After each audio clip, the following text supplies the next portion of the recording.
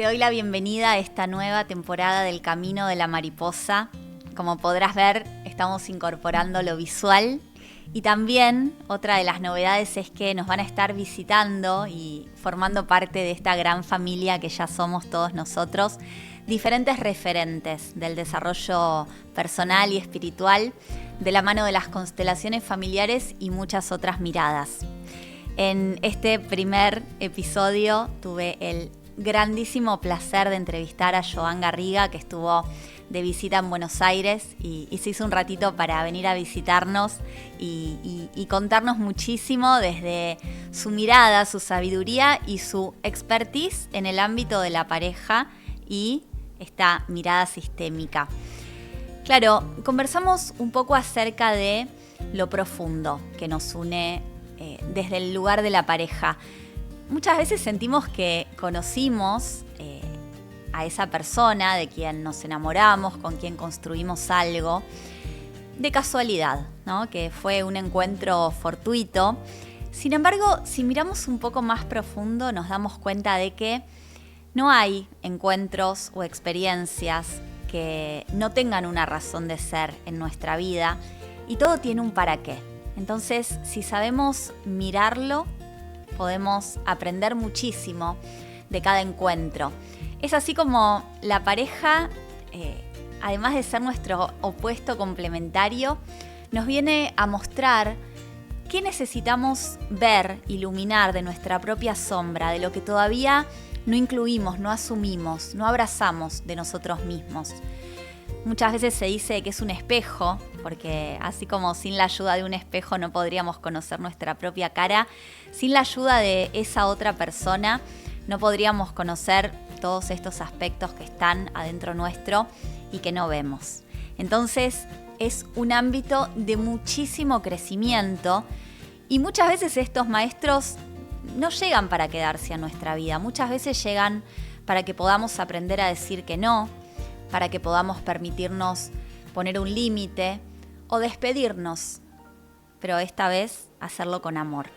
Hablamos de este y de muchos otros temas con Joan. Espero que te guste muchísimo la entrevista y sobre todo que te sirva para seguir este camino de la mariposa que estás transitando con algunas herramientas más.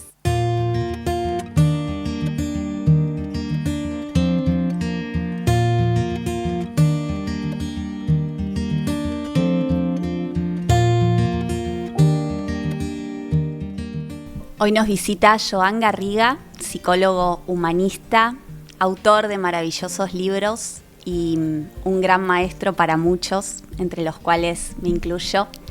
Bienvenido, Joan. Buenos días y gracias por invitarme. Un placer enorme siempre. ¿Cómo estás? Bien. Vengo de un periplo que empezó en Mendoza, siguió por varias ciudades de Brasil, ahora recién llegado de Santiago de Chile y me quedan 4 o 5 días aquí en Buenos Aires hasta que regreso a mi tierra y la idea es aprovechar también para hacer un poco de divulgación. Miércoles presentamos el libro último de Constelar la Vida en el Ateneo de la calle Santa Fe, en fin, moviéndome por aquí y nada. Argentina y yo y Argentina tenemos una relación, yo diría que relativamente amorosa. Contento. Me siento una cosa muy bonita de llegar aquí y sentir la atmósfera de Buenos Aires, ver los amigos, bonito. Muy bien. Joan, quienes estamos habituados a observarnos a través de las diferentes personas y situaciones que van acercándose a nuestra vida, vamos viendo que pocas veces hay encuentros que parecen ser casuales y si estamos lo suficientemente atentos, podemos ver muchas cosas nuestras a través de los otros.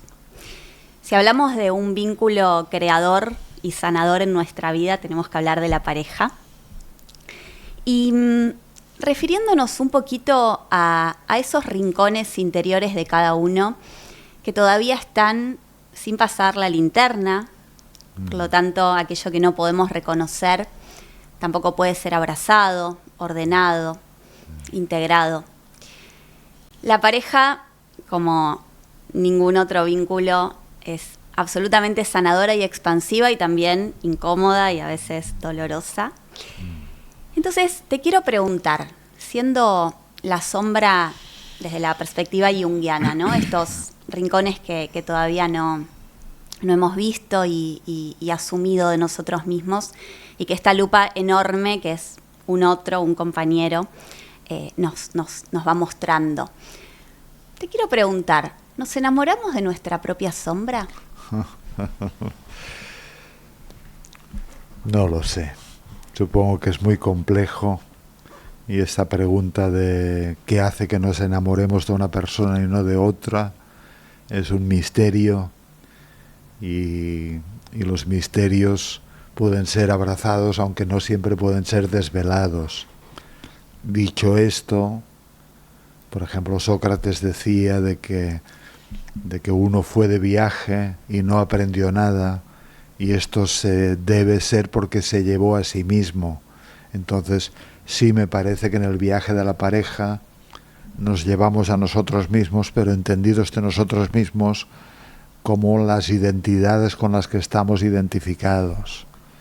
Es decir, si yo me identifico como persona fuerte, me llevo a mí mismo como fuerte, pero en la sombra, en la cripta, en la caverna, pues está mi fragilidad, mi debilidad, mi ternura, y como me llevo mal o no reconozco estas partes de mí, a veces me siento atraído por personas que escenifican estas partes de mí, y entonces jugamos una danza donde yo seré el fuerte y al otro le tocará la ternura, la fragilidad, la debilidad, y cuanta más ternura, fragilidad, debilidad, más fortaleza tengo yo, y bailaremos esta danza que, como he explicado en alguno de mis libros, no deja de tratarse de una relación de ayuda, y muchas parejas, sobre todo jóvenes, que no tienen mucha claridad y aún están muy guiadas por las tramas no resueltas de su vida. Cuando se trata de gente más mayor a veces tienen más claridad o más conciencia, pero los jóvenes hacen una especie de pacto de ayuda donde dicen inconscientemente, invisiblemente, no explícitamente: yo me haré cargo de tus sombras y tú te harás cargo de las mías. Entonces yo me haré cargo de que el otro no asume su fortaleza y el otro se hace cargo de que yo no asume mi ternura y mi fragilidad, y así bailamos juntos. Pero claro, el viaje de la pareja promete también desarrollo personal, promete evolución, promete crecimiento. Así que con suerte aparecen crisis de crecimiento donde uno quiere cambiar las reglas de juego, porque yo ya me he cansado de este rol estereotipado del fuerte, o el otro se ha cansado del rol estereotipado del tierno, y el fuerte dice, bueno, yo también quiero ser cuidado, yo también quiero vivir mis lágrimas, yo también quiero vivir mi ternura y expandirme en esta dirección. O el que hacía de frágil, pues dice, bueno, yo tengo mi poder, yo tengo mi propia fortaleza para vivir en el mundo. Entonces, bueno, van asumiendo sus sombras. Aquellas partes que no estaban reconocidas las van asumiendo y van cambiando las reglas de juego. Ahora, nos hemos enamorado de la persona porque escenifica aquello que no hemos integrado en nosotros. Pues yo creo que sí, que nos sentimos atraídos por aquello que no es fácil para nosotros. Si yo soy una persona hiperracional, más vale que me sienta atraído por una persona muy húmeda, muy emocional, porque refresca mi vida. Y quizá la persona muy húmeda, muy emocional, pues se sentirá atraída por alguien hiperracional porque le estructura su vida. Ahora bien, dicho esto, claro, lo que yo veo en el trabajo cotidiano, concreto, sistémico, en constelaciones familiares, de que hay un sexto sentido que algunas personas parecen tener o parecemos tener, que justamente nos sentimos atraídos por personas que escenifican temas y tramas familiares, que vibran con temas y tramas familiares de nuestra propia familia, y muchas veces nos embarcamos en un intento común de resolver algo que no se resolvió, pero con la consecuencia de que muchas veces no lo resolvemos, sino que lo perpetuamos. Por ejemplo, ahora vengo de Santiago. Pues claro, trabaja una persona y esta persona, pues mira, para hacer un poco de contexto, de niña sufrió mucho la violencia de los padres. Como una niña atemorizada porque se podía palpar la violencia que circulaba entre los padres, pero resulta que la madre, los abuelos maternos, el abuelo era muy violento con la abuela y la abuela acabó matando al abuelo en un acto que luego se demostró que era de legítima defensa, etcétera, etcétera, y en los abuelos paternos también había mucha violencia. Entonces, claro, esta mujer pues se siente atraída por personas que vibran con un campo de violencia y entonces fácilmente se puede entrar en una relación de pareja donde se instala una danza de luchas de poder y en realidad los dos están deseando encontrar la paz, encontrar la serenidad, encontrar la cooperación y se da esta tensión entre opuestos de decir, bueno, vamos a caminar para resbalar y deslizarnos en la repetición de un escenario violento o vamos a superarlo y regalar a nuestros sistemas familiares algo que vaya más allá de la violencia. Pero bueno, volviendo a tu pregunta, el que desentraña el misterio de por qué nos enamoramos de alguien y no de otra persona, pues ganará, no sé si el premio Nobel, pero saldrá mucho en la televisión. No sé, había un autor español, Eduardo Punset, no sé, creo que tuvo resonancia aquí en Argentina también, que era un tipo, primero, muy interesado por la ciencia y segundo, muy gracioso. Él decía de sí mismo que no sabía si se iba a morir porque no estaba demostrado que no estaba demostrada su mortalidad. Desde luego era un acto jocoso, como riéndose, pero él tenía la teoría de que las personas se atraen por simetría facial. Es decir, nos atraen las personas que tienen una simetría. Pero claro, hay muchas teorías. Hay la teoría de los atractores, que es más interesante, que es que tú tienes una atmósfera que me resuena con atmósferas que yo tengo. Entonces, y visto en constelaciones, a veces trabajamos con parejas y hay casi simetría en cómo han sido sus contextos familiares. Es que mis padres eran infieles. Bueno, resulta que los padres del otro eran infieles. Entonces la infidelidad es un tema que está sobre la mesa para resolver. Y bueno, pensemos la pareja como una oportunidad para ir de viaje y conocernos a nosotros mismos.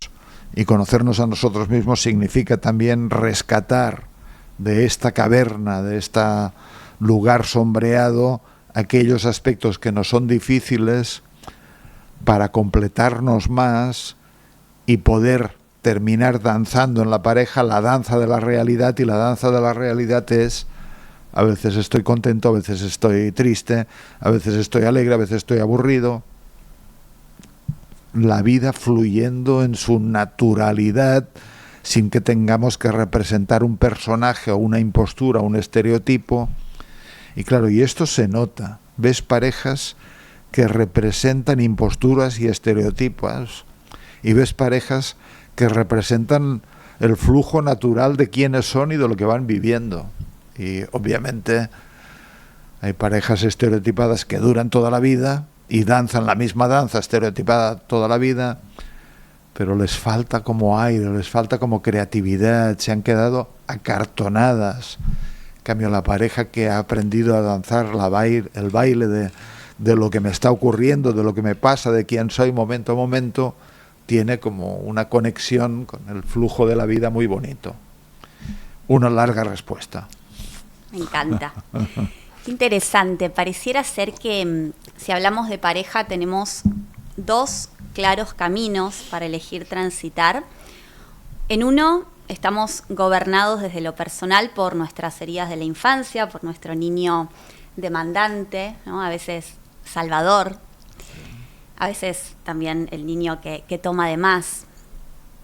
Y cuando hacemos este camino del que nos hablás para ir hacia adentro, podemos caminar con un otro desde este otro lugar, ¿no? Tiene esto relación directa, y es un poco de lo que hablas en tu último libro, Constelar la vida, esto de pasar del amor ciego al amor lúcido. Tiene relación directa con la manera con la que estamos, la manera a través de la cual estamos parados todavía ante nuestros padres, aunque nuestros padres no estén en vida, ¿no? Es nosotros como hijos. Como los miramos y siendo los padres como lo micro de lo macro que es la vida, ¿no? Sí. Porque a la hora de girarnos al encuentro con un otro, de eso va a depender en qué lugar estamos parados, ¿no? En un lugar de par, de adulto, con cierta independencia, madurez, o desde un lugar de dependencia, demanda. Bueno, es una bendición cuando en la pareja nos encontramos dos adultos. Pero ahí tendríamos que preguntarnos qué significa hacerse adulto, qué significa ir a la pareja desde el niño.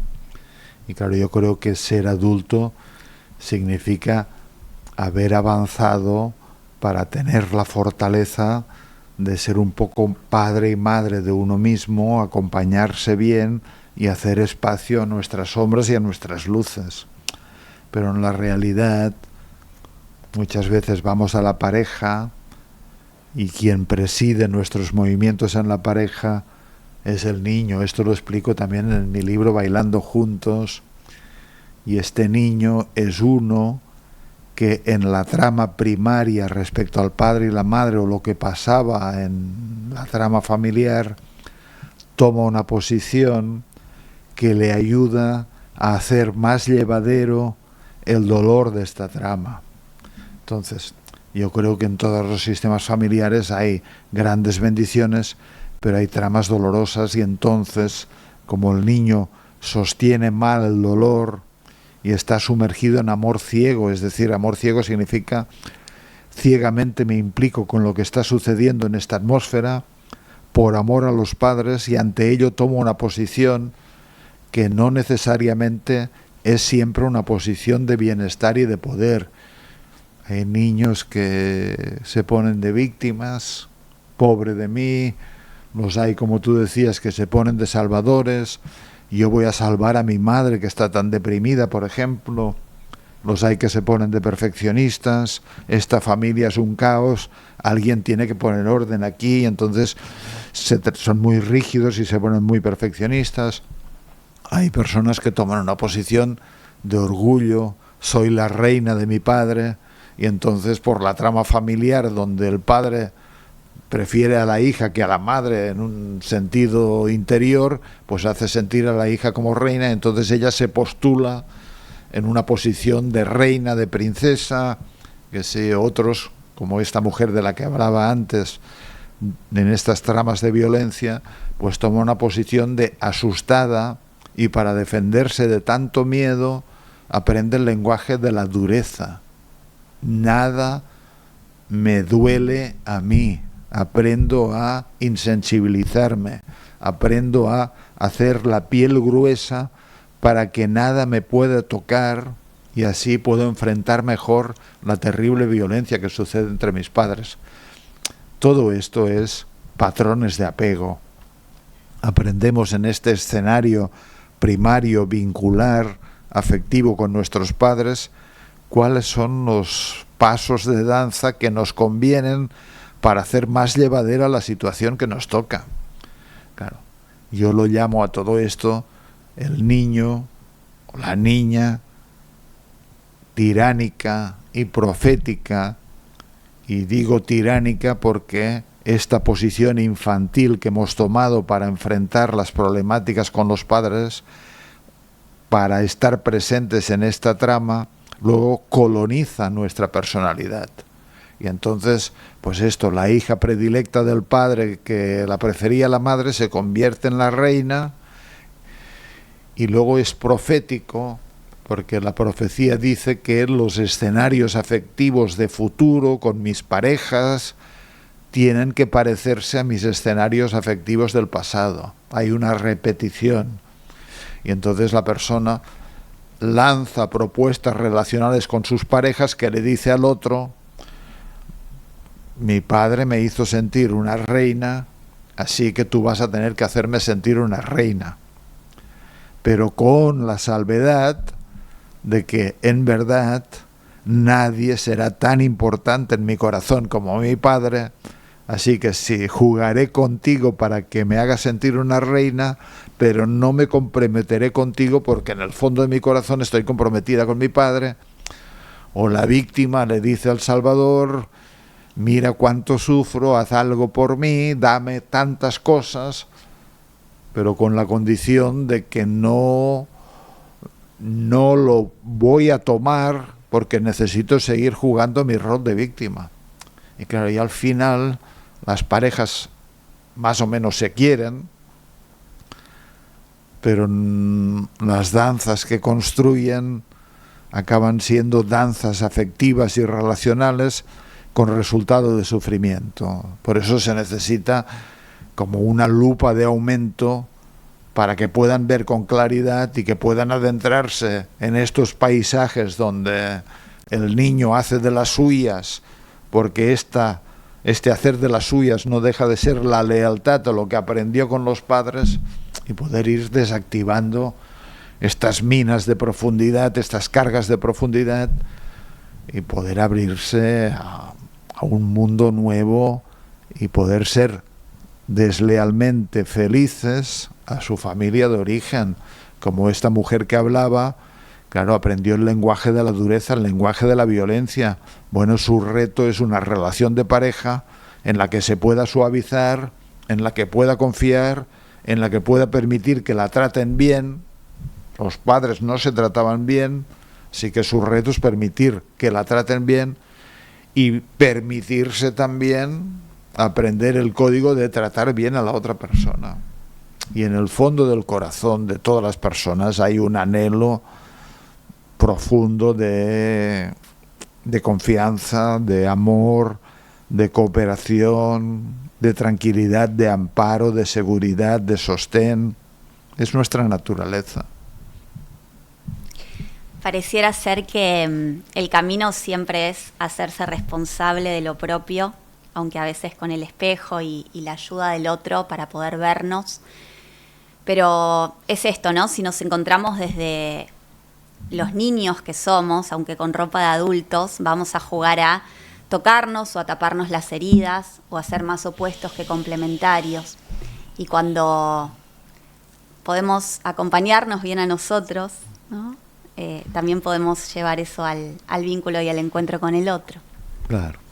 Hay la frase bíblica de amarás al otro como a ti mismo y a Dios por encima de todas las cosas.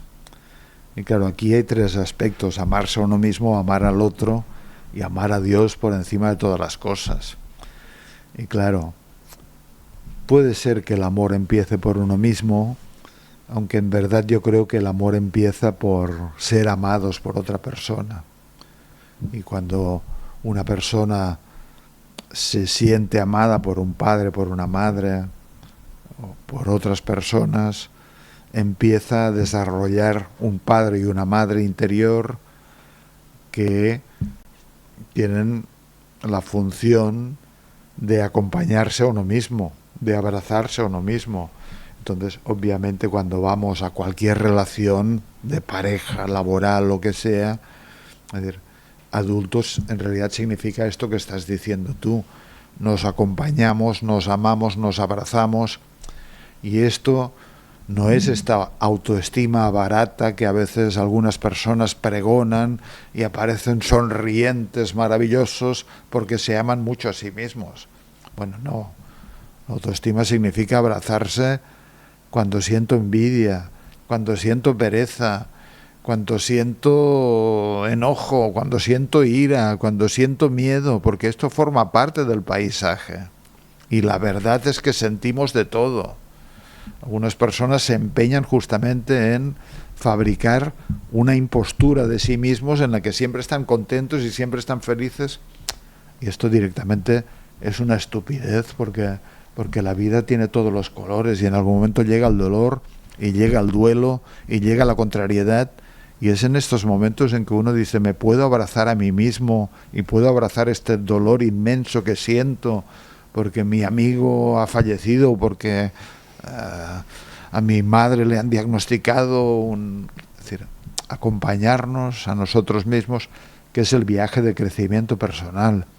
Y entonces, bueno, amar al otro sí, como a uno mismo. Y una relación de pareja es una relación en la que acompañamos al otro también en la salud y en la enfermedad, en la alegría y en la tristeza, en los días soleados y en los días lluviosos, en el aburrimiento y en el disfrute. Y nos acompañamos a nosotros mismos igualmente de esta manera. Nos acompañamos cuando un hijo tiene problemas y estamos angustiados. Nos acompañamos cuando pasa no sé qué. Y claro, y aquí hay también otra dimensión del amor en la pareja, que es amarse a uno mismo, amar al otro como a uno mismo y a Dios por encima de todas las cosas.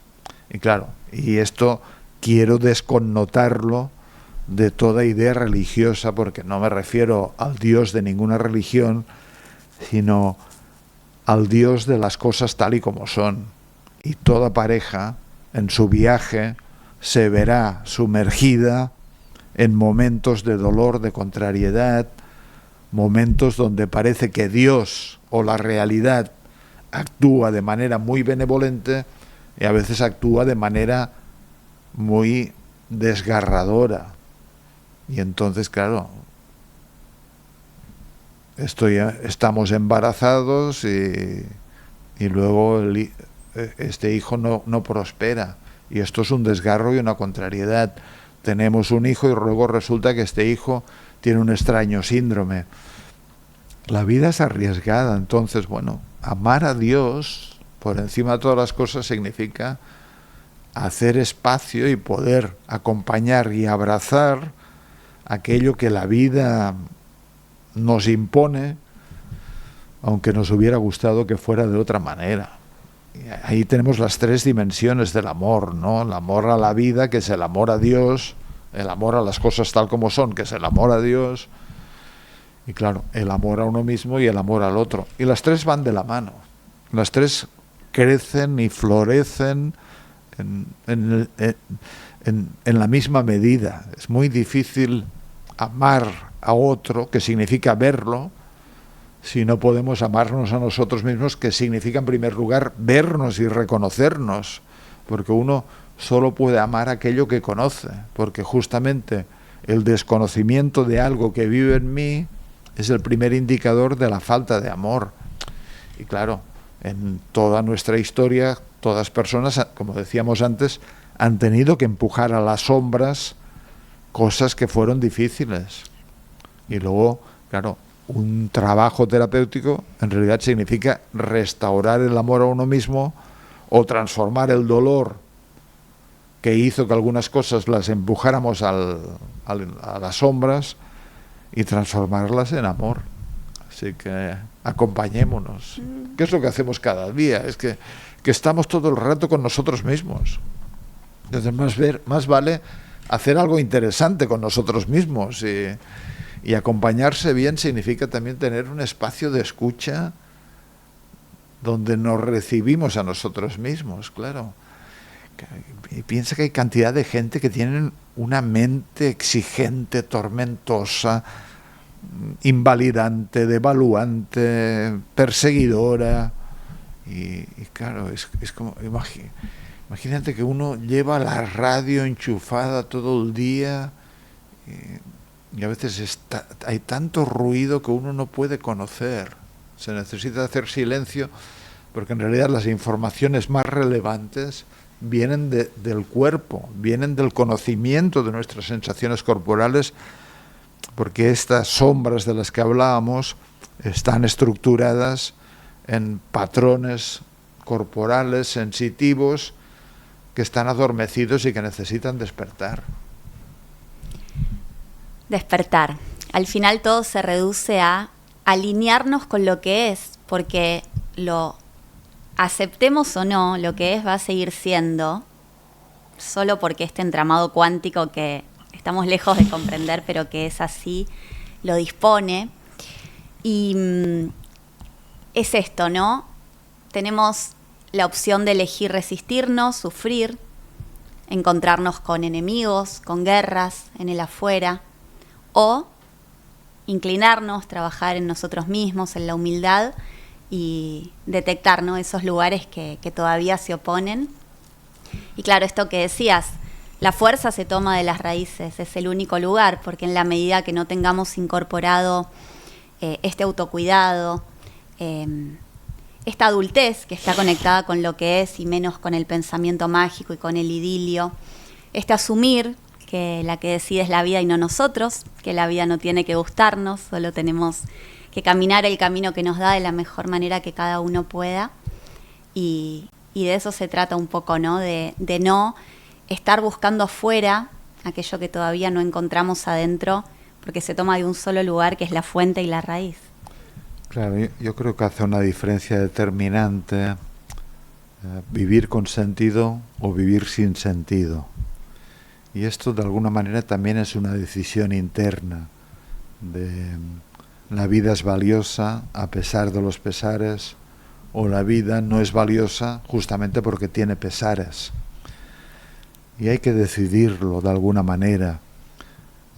Ayer hojeaba un libro de Tolstoy que se llama Confesión, donde es un poco biográfico sobre sus tormentos y torbellinos interiores que le hacen sentir, pero la vida tiene algún sentido. ¿Para qué vivo?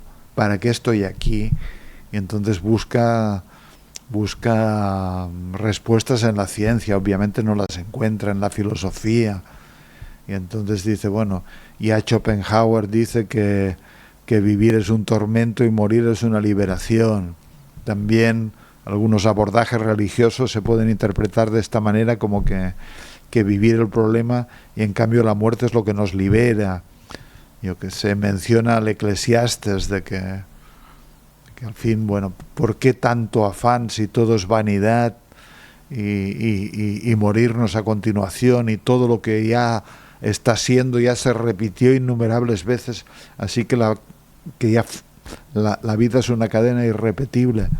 Pero luego él se da cuenta de que él pertenece a la clase de intelectuales que se torturan y se hacen estas preguntas, pero que la gente común simplemente vive y hace lo que tiene que hacer y cultiva el campo y se casa y tiene hijos y pierde hijos y acepta la muerte. Y entonces se pregunta, ¿por qué la gente que vive más pegada a la vida y más sencilla y no están en sus devaneos intelectuales, pues tienen una conexión más primaria y con más sentido de la vida, la abraza tal y como es? Y él dice, bueno, esta gente creen en Dios. Y yo creo que este creer puede ser importante, pero no tanto un creer intelectual, como que he hecho una reflexión, he hecho un estudio con mi cabeza y creo en Dios. A mí me parece que esto, como, bueno, pues puedes creer en lo que quieras, porque la mente siempre apoyará cualquier creencia o cualquier descreencia. Pero es más un estar pegado a la vida en lugar de pensar la vida. Y estar pegado a la vida significa vivir con sentido, y claro que pensamos hacia dónde, qué me corresponde. Decía Nabokov, el autor de Lolita, decía, la cuna se mece sobre el abismo. Es decir, nacemos y estamos mecidos sobre el abismo, sobre la incertidumbre, y entonces dice, y el sentido común nos señala que nuestra vida es un fragmento muy limitado de tiempo entre dos eternidades infinitas, ¿no? Pero claro, la cuna se mece sobre el abismo, y entonces, bueno, hay que vivir mecido sobre el abismo, aunque cuesta, y con conciencia propia y con la claridad de que si estamos en nosotros mismos, somos servidores de la vida, cuidadores de la vida, y no narcisistas, no psicópatas, no controladores, etcétera, etcétera, ¿no? Y esto es válido para el viaje de la pareja, para el viaje de la amistad, para el viaje de la paternidad, para el viaje de la filiación, para el viaje de ser ciudadanos para el viaje de la vida, podríamos decir, ¿no? Bien. Ya que has traído el tema de la muerte, las constelaciones no solamente nos cuentan, sino que nos muestran que la muerte, tal como la reconoce el ego, si se quiere, donde todo termina, no existe como tal.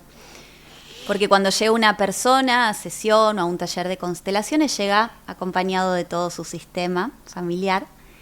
Y en la misma constelación podemos ver las dinámicas en donde quienes todavía están en la vida y quienes ya desencarnaron interactúan desde la información que son, ¿no? Hoy creo que espiritualidad y ciencia se unen de forma maravillosa a través de la física cuántica, donde hoy sabemos que somos energía, somos información, y desde ahí nos encontramos.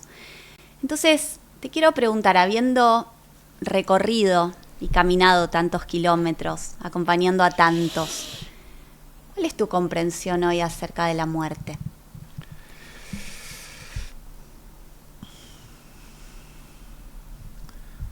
Bueno, la muerte es algo que no nos gusta que suceda, ¿no? pero sucede. Como decía mi madre, hay que hacerlo. Me hacía mucha gracia mi madre, porque un día si mi hermana le preguntó sobre la muerte, y dice, bueno, hay que hacerlo, ¿no? Como hay que morirse. Hay un autor de mi tierra que se llama Enrique Benito, que está especializado en acompañamiento al duelo y en acompañamiento a procesos de muerte, y él no habla de la muerte, él habla de murimiento. O sea, podemos hablar de nacimiento y de murimiento, pero morirse es estar viviendo. Y también dice algo que es muy interesante. En una entrevista que le hicieron hace poco, el titular de la entrevista decía: la muerte es un orgasmo cósmico, en el sentido de que el murimiento es un momento donde nos desprendemos de toda atadura, de todo apego, de todo temor. De repente somos absorbidos o somos tomados por este otro lugar del que tal vez vinimos, y parece ser que ahí preside una paz infinita que tal vez sea la paz de la que disfrutan los muertos, ¿no? Esto en un nivel. Y en otro nivel, es decir, vivimos en cronos, en el tiempo cronológico, pero vivimos en el tiempo condensado también.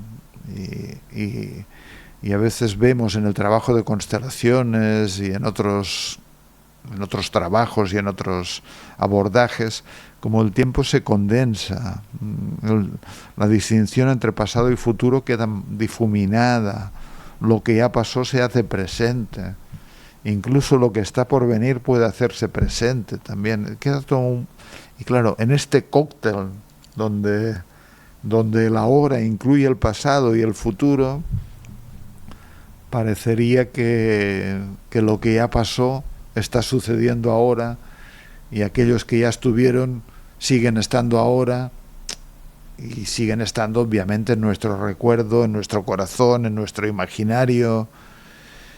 Y también lo que está por venir a veces parece que nos está gritando: quiero que vayas en esta dirección. A veces el futuro nos guía también, incluso con más fuerza que el pasado, ¿no? Así que puede que tenga sentido estas fiestas increíbles que hacen los mexicanos y otras culturas, que es el Día de Muertos, donde se juntan y de alguna manera se juntan vivos y muertos para comer, para celebrar, para evocar, para recordar.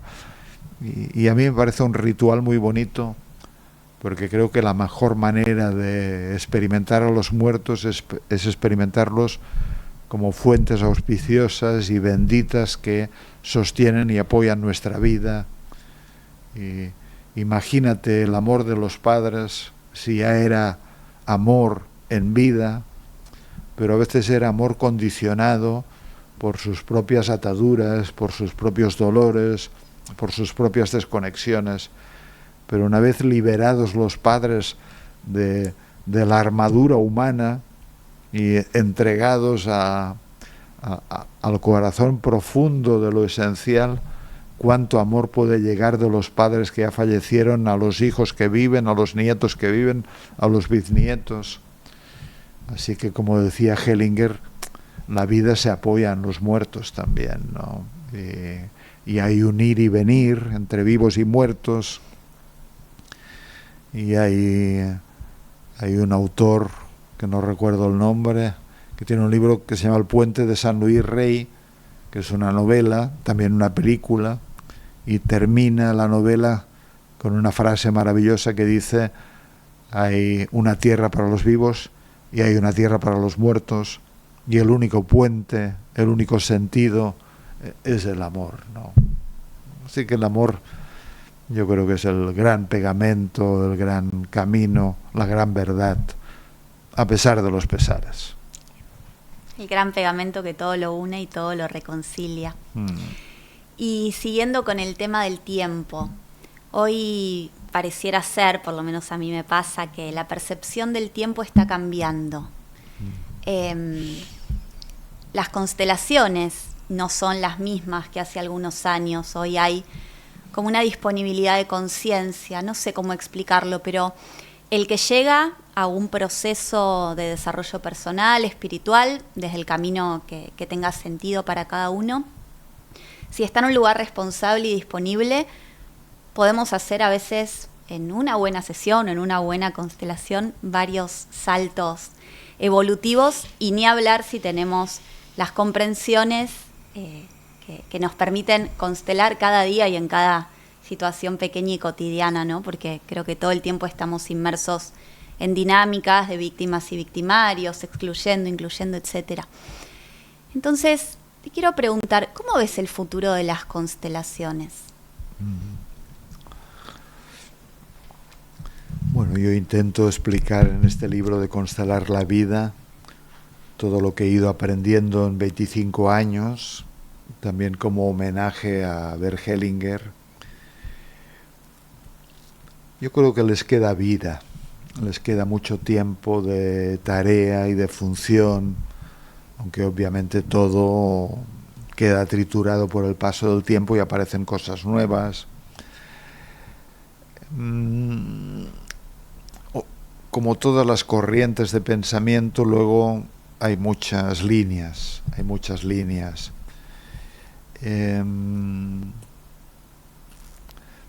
Claro, ejercer de futurólogo es muy complicado. Mi esperanza es que sirvan para seguir acompañando y ayudando personas a enfrentar mejor sus sufrimientos y a transformar dolor en amor después de mirar la red de vínculos. Y obviamente estamos acercándonos cada vez más a conocimientos que desbordan los límites de la racionalidad, y la propia tecnología de las constelaciones aporta una sutileza y un paso más en este camino de cómo funciona el conocimiento de la realidad, que en realidad es inexplicable. Habrá que explicarlo dentro de 20 años, 50, pero ya que nos movemos en lo inexplicable a ratos, creo que conviene no darle más manija a lo mágico, porque si no se corre el riesgo de que las constelaciones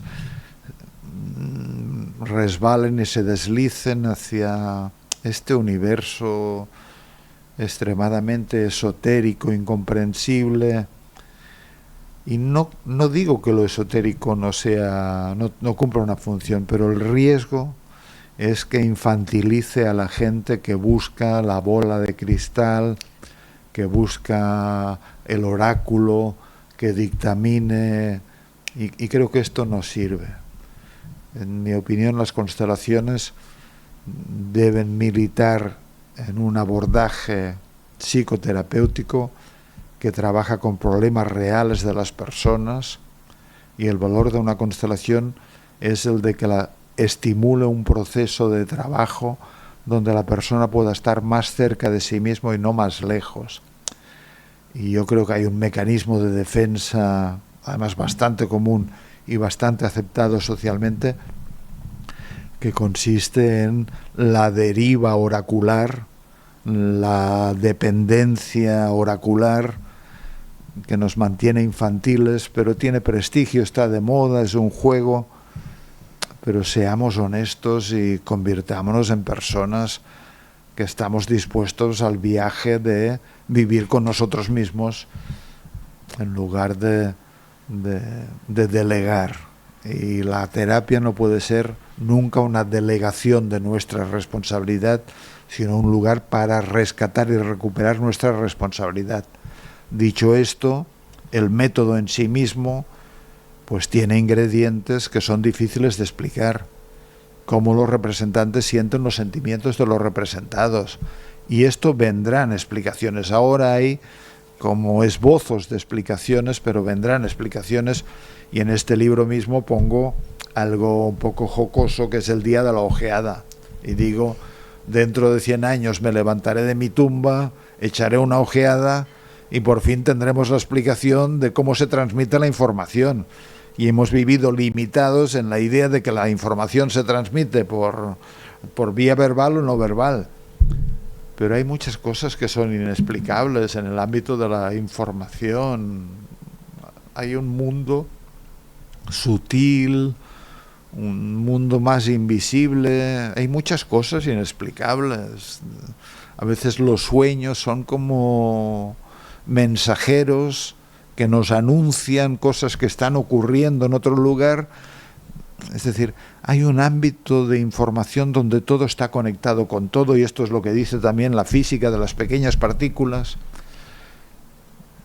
Pero para mí es importante que las constelaciones no resbalen hacia la magia y el esoterismo, porque esto es una forma de echar por la borda el enorme potencial terapéutico que tienen, y cuando resbalamos demasiado hacia el esoterismo caemos también en el riesgo de que la clientela tenga el perfil del que busca el gurú, la respuesta, el oráculo, la bola de cristal, y no se trata de esto.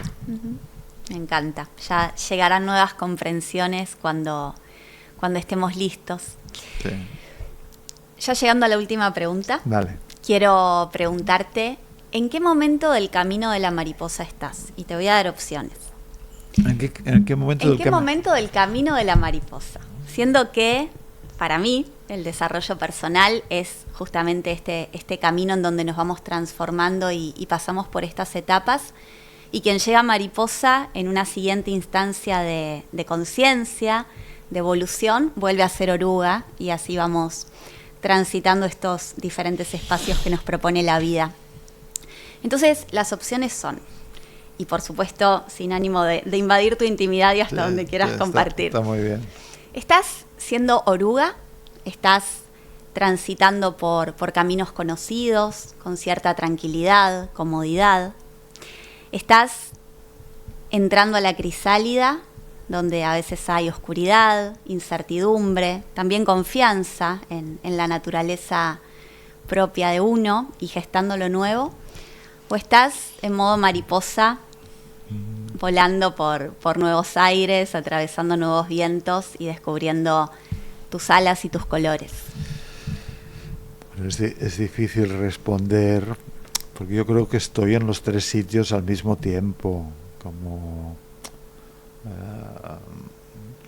en algunos momentos o en algunos aspectos siempre hay espacio para la crisálida, que es como la rumiación, la hibernación de nuevas cosas que están por venir.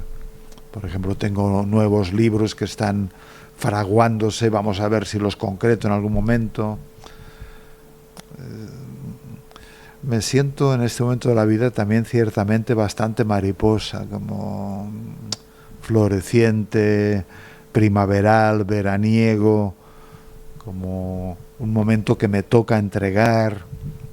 De hecho, aparte de mis viajes y mis talleres, el año que viene será el tercer año que voy a hacer unos encuentros online, que los hago de enero a diciembre, son 3 horas, un jueves al mes, y el año que viene, por ejemplo, el título de estos encuentros es Vivir una vida con sentido, vivir una vida con significado, y el trabajo sobre el itinerario del viaje de la vida, tocando los grandes temas, desde el nacimiento, la muerte, la abundancia, la identidad, el eneagrama, la pareja, los hijos, la amistad, los maestros, como una oportunidad de reflexionar sobre todo esto.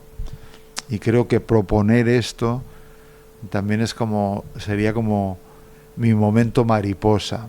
Me atrevo, después de haber pasado por la crisálida, a salir al mundo y sentir que me toca fecundar un poco, ¿no? Que me toca entregar. Y al mismo tiempo, obviamente, pues hay cosas que están como en construcción dentro, que se convertirán en mariposa dentro de otro tiempo. Y la oruga, pues bueno, pues tiene su momento también de gregarismo, de comunidad, de arrastrarse. Pero claro, el momento de la crisálida es más la noche oscura, ¿no? Es la rumiación, el vientre de la ballena. Pero yo creo que los 3 fases, ¿no? Y también en la realidad yo tengo momentos muy expansivos. Estoy aquí, hago estos talleres online, vengo a Bariloche en enero, estaré en octubre del año que viene aquí en Buenos Aires varios días dictando un taller, y es como un momento. Pero luego tengo en mi cotidiano pues semanas, incluso a veces meses. Por ejemplo, en julio y agosto pues estuve 40 días donde estoy retirado, donde mi tarea principal es el no hacer. Es el hacer no hacer, que es un hacer no hacer, que consiste en estar receptivo y es decir, que todos los momentos, tengo momentos, espacios mariposa, espacios, qué sé yo, crisálida, y espacios, pues de la oruga que se arrastra confusa, no sabiendo muy bien cuál es el próximo paso. Me encanta. Bueno, me voy transformada de esta entrevista. Bueno. Espero que quienes nos estuvieron acompañando, y a quienes agradezco profundamente también. Gracias, maestro, una vez más, un placer enorme. No, gracias a ti, y nada, espero que esta entrevista, que no está bien decirlo, pero ha sido muy bonita, la vea mucha gente, y ojalá ayude también a repensar estas cosas tan interesantes como es el vínculo de pareja, el vínculo entre la vida y la muerte, el vínculo con uno mismo, el vínculo con la vida, que es esta cuna que se mece constantemente con el abismo. Es decir, hemos hablado de cosas que tocan vidas, así que ojalá la escuche mucha gente. Gracias. Gracias. Bueno, y recuerden que, aunque haya varios libros, como ya nos contó Joan, en gestación y en la crisálida, ya salió a la luz Constelar la vida. Es un libro hermoso. De hecho, en nuestra entrevista anterior conversamos del libro. Sí. Y muchas personas, después de escuchar ese podcast, lo compraron y me escribieron y me contaron lo maravilloso que es. Así que...